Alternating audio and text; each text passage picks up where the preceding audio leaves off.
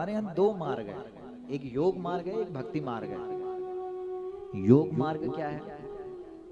यम नियम आसन प्राणायाम प्रत्याहार धारणा ध्यान समाधि, ये 8 है ना। यम के भी 5 भाग है। देखो हम सोचते हैं कि केवल आसन कर दिए उसी को योग कहते हैं, प्राणायाम कर दिया उसी को योग कहते हैं। योग आसन और प्राणायाम से पहले तो यम से शुरुआत है। यम के भी 5 भाग है, सत्य अहिंसा अस्तेय अपरिग्रह ब्रह्मचर्य। सबसे पहले सत्य बोलना पड़ेगा। जो व्यक्ति सत्य बोलता है, सत्य पर टिका हुआ होता है, उसका योग वैसे ही सिद्ध हो जाता है। शुरुआत कहां से है? सत्य से है। सत्य क्या है? ब्रह्म सत्यम जगन मिथ्या। ब्रह्म सत्य है और जगत मिथ्या है। ये आदि गुरु शंकराचार्य जी ने बोला इस बात को। ब्रह्म सत्यम जगन मिथ्या। जो इस संसार में इस प्रकार से रहे जैसे कीचड़ में कमल है। कीचड़ से ही तो निकला वो कमल, लेकिन कमल में कीचड़ नहीं होता। इसलिए इस संसार में आप रहो, लेकिन ये समझ करके रहो कि भाई सब कुछ छूट जाना है, शरीर भी छूट जाना है, उसका प्रयोग करो।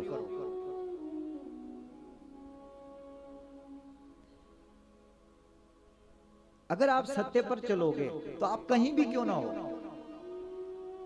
किसी भी कोने में क्यों ना हो, तब भी वो परमात्मा तुम्हें ढूंढ निकालेगा। समझ रहे हैं? कई लोग हमको कथा में बोलते हैं, बोला महाराज जी हमको कहां बैठना चाहिए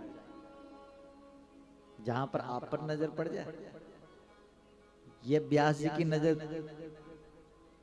तुम पर पड़ जाए। अरे हम कहते हैं मेरे भाई, तेरे अंदर अगर भाव होगा, तेरे अंदर अगर प्रेम होगा, तेरे अंदर अगर श्रद्धा होगी, तो ना व्यास की नजर की जरूरत है, ना श्रोता की नजर की जरूरत है। परमात्मा अपनी नजरों से तुझे ढूंढ निकालेगा और खींच लेगा, अपने आप खींचेगा। यहाँ हमारी और तुम्हारी नजर का क्या, उसकी नजर पड़नी चाहिए ऊपर वाले के नहीं। इसलिए हम बोलते हैं कि जब कथा हो तो उस समय आगे आने की जरूरत ही नहीं।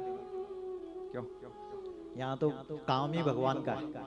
जब भजन हो तब तुम आ जाओ, तब हमारो देवता उतरियो। हाँ, बिना देवता के कथा थोड़ी होती। ये पीठ देवता की है।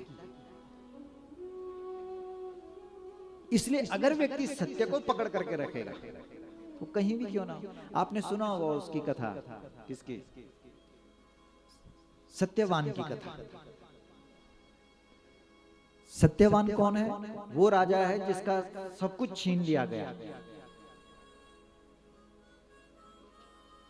और बेचारा लकड़ी काट रहा है, लेकिन उसने अपने धर्म को नहीं छोड़ा, उसने सत्य को नहीं छोड़ा। और जब उसने सत्य को नहीं छोड़ा, उसने धर्म को नहीं छोड़ा, तो जो सावित्री है वो ढूंढते ढूंढते जंगल में लकड़ी काटने वाले सत्यवान को पहचान जाती है। अब कोई सामान्य लड़की होती तो वो क्या विवाह करती है उसके साथ? नहीं करती है ना। लकड़ी काटने वाले से कोई विवाह करेगा? जिसको पता है कि सब कुछ इसका राज पाट सब छीन गया है, वो करेगी उसके साथ विवाह। लेकिन फिर भी वह सावित्री सत्यवान को अपना पति चुनती है। तो वो जो सावित्री है, वो सावित्री कौन है? वही तो दैवीय शक्ति है। दैवीय शक्ति ने सावित्री का रूप धारण किया और उसने सत्यवान के गले में जयमाला डाली। और जब दैवीय शक्ति ने सत्यवान के गले में जयमाला डाल दी, फिर मौत भी उसका कुछ बिगाड़ नहीं पाई और वहां से निकाल करके उसने, बताओ, जिसकी 1 साल उम्र और 1 साल बाद उसका शरीर छूट गया और अगली खड़ी हो रखी है वहां, और तब देख रही है, और तब यमराज को बोल रही है कि कहां कहाँ ले जा रहे हो? पता नहीं है कि इस सत्यवान का वर्ण किसने किया है? बोला सावित्री ने किया है। सावित्री कौन है? दैवीय शक्ति।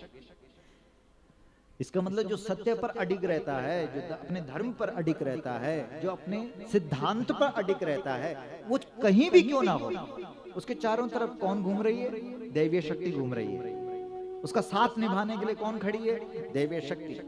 और जब दैवीय शक्ति खड़ी होगी, मौत भी उसका कुछ बिगाड़ नहीं पाएगी, और वहां से निकाल करके लाएगी।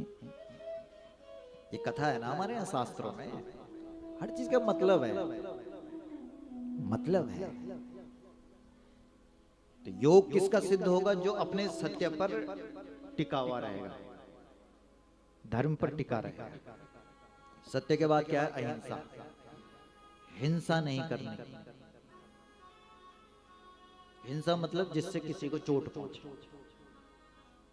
केवल मुर्गा और बकरा काट दिए इसी को हिंसा नहीं बोलते हैं। अगर हमारी जुबान से अगर किसी के हृदय में चोट पहुंचती है, वो भी तो हिंसा ही है। अहिंसा अस्तेय, चोरी न करना। चोरी न करने का मतलब किसी के घर में डाका डालना ही नहीं है। भाई कोई भूखा व्यक्ति है, अगर वो हमारे द्वार से अगर भूखा चला जाता है, इसको भी तो हमारे यहाँ चोरी कहेंगे। बताओ, घर में इतना सब कुछ है और फिर भी बेचारा भूखा चला गया। हमारे पूज्य पिताश्री बोलते हैं कि हमारे छत से इंसान की बात छोड़ो, कोई पक्षी भी अगर बैठ जाए, वो भी भूखा नहीं जाना चाहिए, उसका भी पेट भर करके जाना चाहिए, उसकी भी तो दुआ मिलेगी। अस्ते अपरिग्रह संचय वृत्ति, मैं भी भूखा ना रहूं, साधु ना भूखा जाए। फिर पांचवा है ब्रह्मचर्य। ये योग के बारे में बताया। ब्रह्मचर्य, किसी भी अनुष्ठान को करना है तो ब्रह्मचर्य का पालन करना है। नवरात्र है 9 दिन के लिए, ब्रह्मचर्य का पालन करो। ब्रह्म मुहूर्त में खड़े हो, ब्रह्म की शक्ति आपको उसका अनुभव होगा। फिर है दूसरा है नियम। नियम के भी 5 भाग हैं। तप, शौच, स्वाध्याय, संतोष, ईश्वर प्राणिधान। तप यानी तपस्या, त्याग ही तपस्या। आप अगर यहाँ आए हैं, आपने अगर अपना अमूल्य समय दिया है, परमात्मा सब देख रहा है और इसके बदले आप जो चाहेंगे वो मिलेगा। तप, शौच, शौच यानी शुद्धि। शुद्धि से ही सिद्धि है। आप कोई भी काम कर रहे हैं, उस काम में शुद्धि होना बहुत जरूरी है। जैसे हमारे यहाँ गोबर से लेपन करते हैं, क्यों करते हैं? क्योंकि उसमें शुद्धि है। गौमूत्र का पान करते हैं। यस्त्वगस्तिगतम पापम देहे तिष्ठति मामके प्रासनात् पंचगव्यस्य दहत्यग्निरिवेन्दनम। जब प्राण प्रतिष्ठा होती है किसी मूर्ति में, तो उसमें सबसे पहले पंचगव्य का ही प्रोक्षण करते हैं। हमारे पूज्य आचार्य चरण यहाँ पर विराजमान है। सुबह सुबह जो पूजा होती है उसमें, आज एक पंडित जी आए थे हमारे यहाँ, पता नहीं कहीं पूजा चल रही होगी नीचे मोत्रों वाला में, तो यजमान जी ने बोल दिया कि बोला हमको गौमूत्र चाहिए। तो वो तो अब यहाँ आए, बोला हमारी पूजा तभी तो फलीभूत होगी जब गौमूत्र और गोबर होगा। पंचगव्य से शुद्धि होती है और शुद्धि से सिद्धि मिलती है। आप आएंगे अगर चोपड़ धाम, तो बहुत बड़ा वहां पर आश्रम बन रखा है, लेकिन हमारे पूज्य पिताजी की जो कुटिया है वो गोबर से लिपी हुई है। जहाँ वो रहते हैं वहाँ गोबर और गौमूत्र, जमीन जो है उसमें कोई पत्थर नहीं, कोई टाइल नहीं, और आप देखेंगे वहाँ भव्य और दिव्य आश्रम है।